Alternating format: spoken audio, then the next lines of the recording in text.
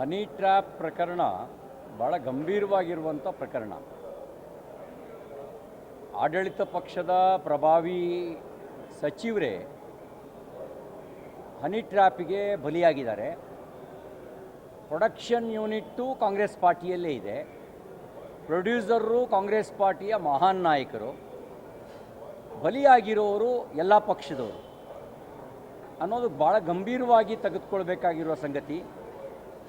Honey trap ಮೂಲಕ ಎಷ್ಟು ಜನರ ರಾಜಕೀಯ ಭವಿಷ್ಯವನ್ನು, ಎಷ್ಟು ಜನರ ಸಂಸಾರವನ್ನು, ಎಷ್ಟು ಜನರ ಸಾರ್ವಜನಿಕ ಬದುಕನ್ನು ಯಾವ್ಯಾವ ರೀತಿ ಹಾಳು ಮಾಡಿದಾರೋ ಅನ್ನೋದು ಯೋಚನೆ ಮಾಡಲಿಕ್ಕೂ ಕೂಡ ಭಾಳ ಕಠಿಣವಾಗಿರೋ ಸಂಗತಿ. ಮತ್ತು ಈ ಮೂಲಕ ಬ್ಲ್ಯಾಕ್ ಮೇಲ್ ರಾಜಕಾರಣವೂ ನಡೆದಿದೆ.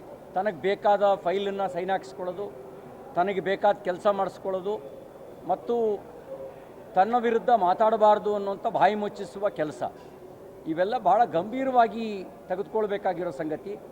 ಮಾನ್ಯ ಮುಖ್ಯಮಂತ್ರಿಗಳಿಗೆ ಆಗ್ರಹ ಮಾಡ್ತಾನೆ, ನಿಮಗೆ ಸತ್ಯ ಹೊರಗೆ ಬರಬೇಕು ಅನ್ನುವಂಥ ಇಚ್ಛೆ ಇದ್ದರೆ, ಈ ರೀತಿಯ ಕೆಟ್ಟ ರಾಜಕಾರಣ ಕೊನೆಯಾಗಬೇಕು ಅಂತಿದ್ದರೆ, ಇನ್ಯಾರೂ ಈ ರೀತಿಯ ಪ್ರಕರಣಗಳಲ್ಲಿ ಬಲಿಪಶು ಆಗಬಾರ್ದು ಅಂತಿದ್ದರೆ, ನೀವು ಇಡೀ ಪ್ರಕರಣವನ್ನು CBI ತನಿಖೆಗೆ ಒಪ್ಪಿಸಿ ತಪ್ಪು ಮಾಡಿದವರಿಗೆ ಶಿಕ್ಷೆ ಆಗಲಿ.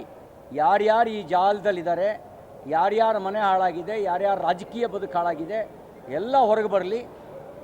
ಹಾಲು ನೀರು, ಹಾಲಿಂದ ಹಾಲಿಗೆ ಹೋಗಲಿ, ನೀರಿಂದ ನೀರಿಗೆ ಹೋಗಲಿ. ತಪ್ಪು ಮಾಡಿದವರಿಗೆ ಶಿಕ್ಷೆ ಆಗಲಿ. ಸರ್, ಇನ್ನೊಂದು ಸದಾಶಿವನಗರದಲ್ಲೇ CD ಫ್ಯಾಕ್ಟ್ರಿ ಇದೆ ಅಂತ ನಿಮ್ಮದೇ ಪಕ್ಷದ ನಾಯಕರು ಹೇಳ್ತಾ ಇದ್ದಾರೆ. CBI ತನಿಖೆ ಕೊಡಲಿ.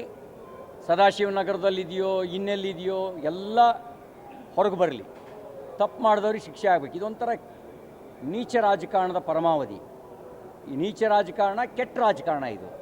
ಇದು ಕೆಟ್ಟ ಸಂಸ್ಕೃತಿ. ಅದಕ್ಕೆ ಬಲಿ ಆಗಬಾರ್ದು. ಆ ಎಚ್ಚರ ಉಳಿದವ್ರಿಗೂ ಇರಬೇಕು.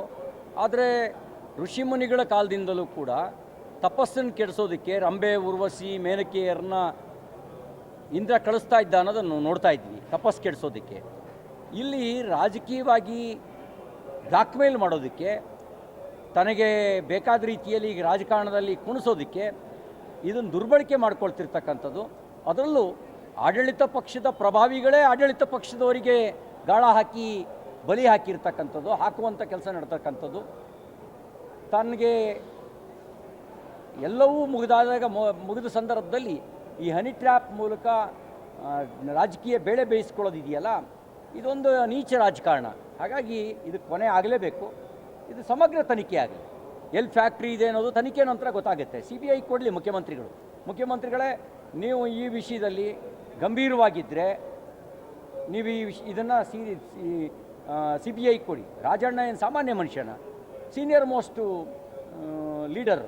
ಅವರೇ ಸದನದಲ್ಲಿ ಒಪ್ಕೊಂಡಿದ್ದಾರೆ. ಬರೀ BJP ಆಪಾದನೆ ಮಾತ್ರ ಅಲ್ಲ, ಸದನದಲ್ಲಿ ಒಪ್ಕೊಂಡಿದ್ದಾರೆ.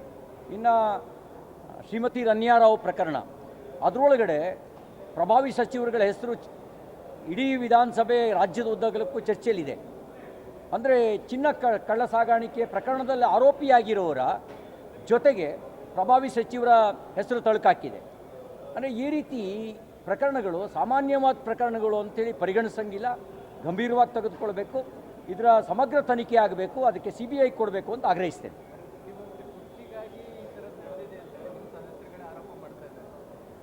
ಮುಖ್ಯಮಂತ್ರಿ ಕುರ್ಚಿಗೆ ಮಾಡ್ತಾ ಇದ್ದಾರೋ ಅಥವಾ ಯಾವ್ಯಾವುದಕ್ಕೆ ನಂಬರ್ 1 ಆಗಬೇಕು ಅಂತ ಮಾಡ್ತಿದ್ದಾರೋ ಸತ್ಯ ಹೊರಗೆ ಬಂದಾಗ ಗೊತ್ತಾಗಬೇಕು. ಅದಕ್ಕಾಗಿ CBI ತನಿಖೆ ಆಗಲಿ. CBI ತನಿಖೆ ಆದರೆ ಸತ್ಯಾಸತ್ಯತೆ ಗೊತ್ತಾಗುತ್ತೆ. ಆಲಿಗೆಡ್ಡೆ ಬೆಳೆದು ಅದನ್ನ ಚಿನ್ನವಾಗಿ ಕನ್ವರ್ಟ್ ಮಾಡಿದಾರೋ ಅಥವಾ ಚಿನ್ನವನ್ನೇ ಕಳ್ಳಸಾಗಣೆ ಮಾಡಿಸಿದಾರೋ ಅಥವಾ ಈ ರೀತಿ ಹನಿ ಟ್ರ್ಯಾಪ್ ಮೂಲಕ ತನಗೆ ಬೇಕಾದ ಫೈಲ್ಗಳಿಗೆಲ್ಲ ಸೈನ್ ಹಾಕ್ಸ್ಕೊಂಡಿದ್ದಾರೋ, ತನ್ನ ಪರವಾಗಿ ಕೈ ಎತ್ತಂಗೆ ಮಾಡ್ಕೊಂಡಿದ್ದಾರೋ, ಈ ಎಲ್ಲ ತನಿಖೆ ಆದ ನಂತರ ಗೊತ್ತಾಗಬೇಕು. ತನಿಖೆ ಆಗಲಿ. ಅದಕ್ಕೆ ಅಲ್ರಿ, ಹಂಗೆ ಹೇಳ್ಕೊಂಡ್ಮೇಲೆ ನಾ ರಾಜಣ್ಣ ಅವ್ರಿಗೆ ಹೇಳ್ತೀನಿ, ನೀವು ಮಿನಿಸ್ಟರು, you should give the complaint ಕೊಡಿ. ಧೈರ್ಯವಾಗಿ ಎದುರಿಸಿ ಮತ್ತು ಕಂಪ್ಲೇಂಟ್ ಕೊಟ್ಟು ನೀವು CBI ತನಿಖೆಗೆ ಆಗ್ರಹ ಮಾಡಿ. ಮುಖ್ಯಮಂತ್ರಿಗಳಿಗೂ ಹೇಳ್ತಾನೆ, CBI ತನಿಖೆ ಕೊಡಿ.